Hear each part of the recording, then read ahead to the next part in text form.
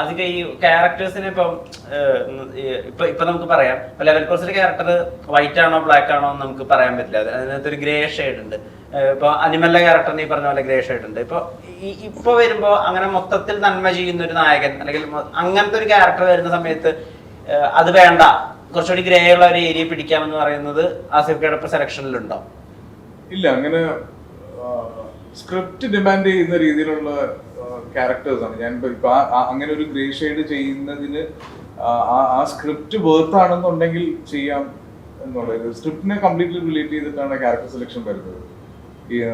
ഇപ്പം ഋതു ചെയ്യുന്ന സമയത്ത് ഞങ്ങളുടെ എല്ലാവരുടെയും ക്യാരക്ടറും, ഷണ്ണിയും ശരത്തും റിമ ചെയ്ത ക്യാരക്ടറും എല്ലാവരുടെ ക്യാരക്ടറിനും ഒരു ഗ്രേ ഷെയ്ഡ് ഉണ്ട്. എല്ലാവരും അവസരത്തിനൊത്ത് സ്വഭാവങ്ങൾ മാറുന്നു എന്ന് കാണിക്കാൻ ഉദ്ദേശിച്ചിട്ടുണ്ട്.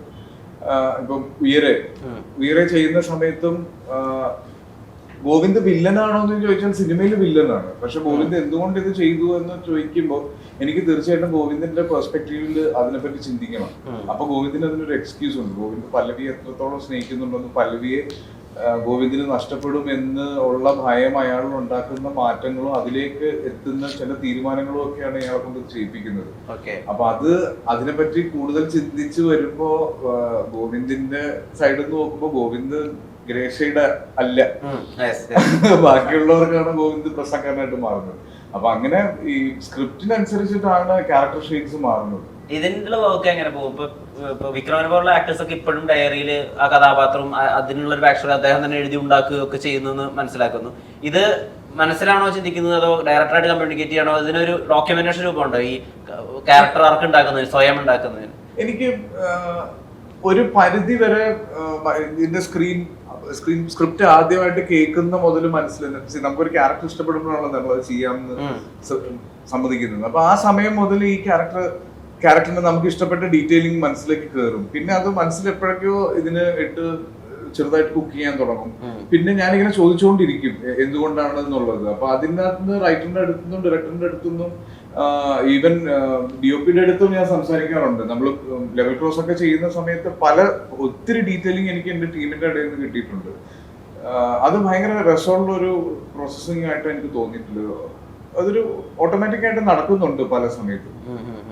പിന്നെ ഈ വേറൊരാളായിട്ട് ഇപ്പം എനിക്കുള്ള എന്റെ ആസിഫ് അലി എന്ന് പറയുന്ന ആൾക്കുള്ള കുറച്ച് മാനറിസംസും സ്വഭാവം ഒക്കെ ഉണ്ട്. ഞാൻ അന്ന് പറഞ്ഞു, മനുവിലുണ്ടായിരുന്നു, അഭിലാഷിലുണ്ടായിരുന്നു, ഒരു ചെറിയ കോഴിത്തരങ്ങളൊക്കെ ഉള്ള കുറച്ച് അങ്ങനത്തെ കുറച്ച് ക്യാരക്ടർ. അപ്പൊ അതിലെനിക്ക് ഒരുപാട് വെറൈറ്റികളൊന്നും ഉണ്ട്. പക്ഷെ ഞാനേ അല്ലാത്ത ഒരാളിലേക്ക് വരുമ്പോൾ എനിക്ക് തോന്നുന്നു കുറെ കൂടെ എളുപ്പമാണ് അങ്ങനെ ചെയ്യാൻ.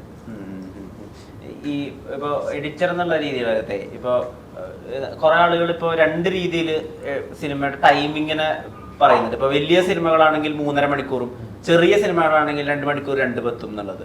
അപ്പൊ ഈ വലിയ സിനിമകളായിട്ട് ആളുകൾ പറയുന്നത് തിയേറ്റർ എക്സ്പീരിയൻസ് ആയിട്ടുള്ള ഈ പുഷ്പ പോലത്തെ അല്ലെങ്കിൽ അനിമൽ പോലത്തെ സിനിമകളൊക്കെ 3.5 മണിക്കൂർ ആവാം. എന്നാൽ ചെറിയ സിനിമകളാണെങ്കിൽ അത് 2 മണിക്കൂർ 10 മിനിറ്റ് മതി. ഇത് ശരിക്കും വർക്കാവുന്ന ഒരു പ്രിൻസിപ്പിൾ ആണോ? അതാണല്ലോ പുഷ്പയും അനിമലും ഒക്കെ വർക്കായത്. പിന്നെ നമുക്ക് അവർ കാണിക്കുന്ന പോലെ അവരിപ്പോൾ നമ്മളൊരു എക്സിബിഷൻ പോയ പോലെ പുഷ്പൊക്കെ കാണുമ്പോൾ ഓരോ ഫ്രെയിമിൽ എന്തൊക്കെയോ കണ്ടുകൊണ്ടിരിക്കാം. ഒന്നുമില്ലെങ്കിൽ നമുക്ക് ആ പൈസ നമ്മുടെ ഇവിടെ ഇല്ല. അവരൊരു പാട്ട് ചെയ്യുന്ന പൈസ കൊണ്ട് നമ്മളിവിടെ 5 പടം ചെയ്യും. അപ്പോൾ നമ്മൾ കഥയാണ് ഫോക്കസ് ചെയ്യുന്നത്. അപ്പോൾ ആ സ്റ്റോറി ആൾക്കാർക്ക് മനസ്സിലാവാൻ വേണ്ട സമയം നമ്മളിവിടെ കൊടുക്കേണ്ട ആവശ്യമുള്ളൂ. അവർ കാശ് ചിലവാക്കിയത് മൊത്തം ആൾക്കാർക്ക് കാണിക്കാൻ വേണ്ടിയിട്ടും കൂടെ സമയമെടുക്കും. ഇപ്പോഴും നമുക്ക് ആ ടെൻഷൻ ഉണ്ട്. ഒരു സിനിമയുടെ ഫൈനൽ കട്ട് വരുമ്പോ അത് 2:30 മുകളിലേക്ക് എല്ലാവർക്കും ടെൻഷനാണ്. ഇപ്പൊ 2:20 വരെ എത്തിയിട്ടുണ്ട്. താഴെ പിടിക്കാൻ പറ്റും ചോദ്യമുണ്ട്. 2:20 ആണ്. അധികം കുറച്ചുകൂടി ഈ സിനിമാറ്റോഗ്രാഫേഴ്സിനെ പറ്റിയിട്ടൊക്കെ വോക്കലായിട്ടുള്ള ആളാണ്. ഇപ്പൊ കോഹിനൂറൊക്കെ ചെയ്യുന്ന സമയത്ത് ഈ സിനിമാറ്റോഗ്രാഫർ ഞാൻ വിളിക്കുന്നത് രാജാവേ എന്നാണ് പറയാ. ഓരോരുത്തർക്ക് പേരൊക്കെ ഇട്ടിട്ട് അങ്ങനെ പറയുന്നുണ്ട്. അപ്പം ലെവൽ ക്രോസിന്റെ സമയത്തും ഇദ്ദേഹത്തെ പറ്റിയിട്ട് വോക്കലായിട്ടുണ്ടായിരുന്നു. അപ്പൊ അവിടെ നിന്ന് പിന്നെ നിങ്ങളുടെ ജേർണി ട്രാവൽ ആവുകയാണല്ലോ.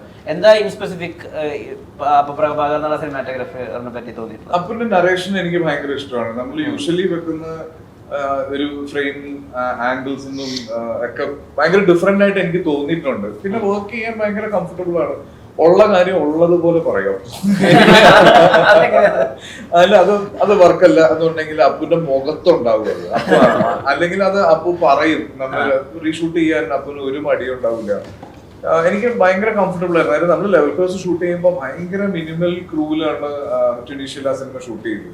പക്ഷെ ആ സിനിമയുടെ ഫസ്റ്റ് ഡേ നമ്മൾ ഷൂട്ട് ചെയ്ത ഫുട്ടേജ് കണ്ടപ്പോൾ തന്നെ ഞങ്ങൾ ഭയങ്കര, വേറൊരു സിനിമാറ്റോഗ്രാഫർ ആയിരുന്നു ആ സിനിമ ചെയ്യാനിരുന്നത്. അദ്ദേഹമാണ് ഇതിന്റെ പ്രീ പ്രൊഡക്ഷനിൽ മുഴുവൻ ഇരുന്നതും. ഷൂട്ട് തുടങ്ങുന്നതിന് 5 ദിവസം മുന്നെയാണ് അപ്പു പ്രഭാകർ എന്ന് പറഞ്ഞ ഒരാളെ പറ്റി ഞാൻ കേൾക്കുന്നത്. അതായത് ഞാൻ ട്യൂണീഷ്യക്കുള്ള ഫ്ലൈറ്റിൽ ബോർഡ് ചെയ്യുമ്പോഴാണ് എന്നെ വിളിച്ചിട്ട് പറയുന്നത് ഇദ്ദേഹത്തിന് പകരം ആ സിനിമാറ്റോഗ്രാഫർ തന്നെ റെഫർ ചെയ്തിട്ട് അപ്പു പ്രഭാകർ എന്ന് പറഞ്ഞിട്ട് വരുന്നു. അപ്പൊ ഞാൻ ടേക്ക് ഓഫിന് മുന്നേ എന്റെ ഫോണിന്റെ ഫ്ലൈറ്റ് മോഡ് മാറ്റി ഇൻസ്റ്റഗ്രാമിൽ പോയിട്ട് ഞാൻ അപ്പു പ്രഭാകറിന്റെ പ്രൊഫൈൽ നോക്കുവാണ്. നോക്കി എടുത്ത കുറച്ച് ഫോട്ടോസ് ഒക്കെ ഞാൻ നോക്കിയിട്ട് ഞാൻ മെസ്സേജ് അയച്ചു, ഞാൻ ആസിഫ് അലിയാണ്, ഇത് എന്റെ നമ്പർ ഇതാണ്, നമുക്ക് വരുമ്പോ കാണാം. അത് വലിയൊരു അത്ഭുതമാണ്. ഫോണിൽ നിന്നൊരു മെസ്സേജ് അപ്പൊ ഞങ്ങള് ചെന്ന് ഞങ്ങൾ ആദ്യത്തെ ഒരു 4 ദിവസം, അതായത് നമ്മൾ ചെന്ന് 2 ദിവസം ഷൂട്ട് തുടങ്ങാനായിരുന്നു പ്ലാൻ. പക്ഷെ ആ വീടിന്റെ പണി കഴിഞ്ഞില്ല, സെറ്റ് ബിൽഡ് ചെയ്യാൻ കുറച്ച് ഡിലേ വന്നു.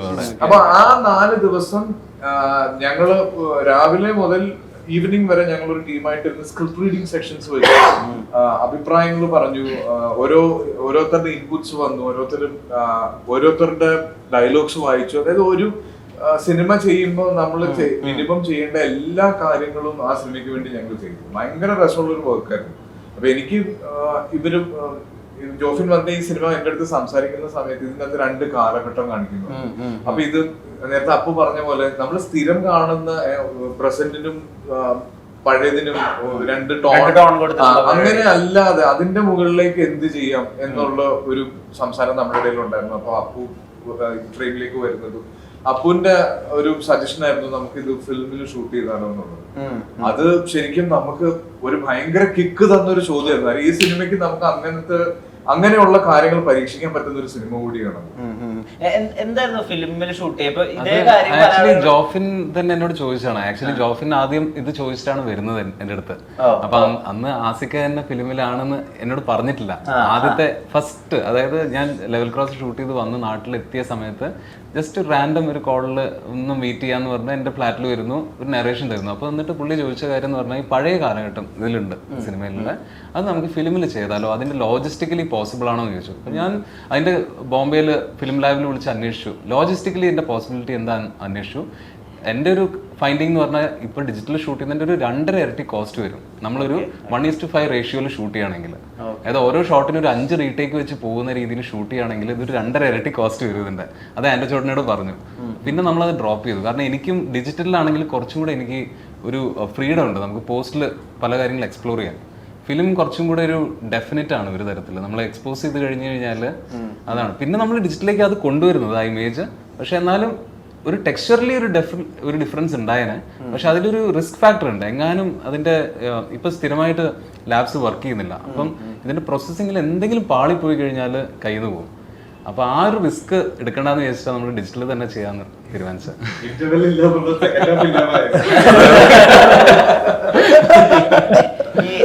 ആളുകൾ ഇന്റർവെൽ ഇല്ല എന്നുള്ള കാര്യത്തെ വായിച്ചെടുക്കുന്നത് ഇതിന് ലിറ്ററലി ഒരു ബ്രേക്ക് ഇല്ല എന്നുള്ളതാണ്.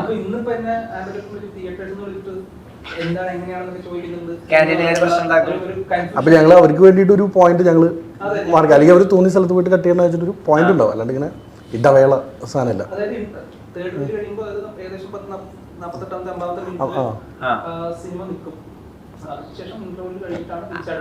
അതായത് സാർ ഇപ്പം ഇംഗ്ലീഷ് പടങ്ങളൊക്കെ തിയേറ്ററിൽ കാണിക്കുമ്പോൾ ഒരു കട്ട് ചെയ്യുന്ന ഒരു ഏരിയ അതുണ്ടാവില്ല. അവർ കൊടുക്കും.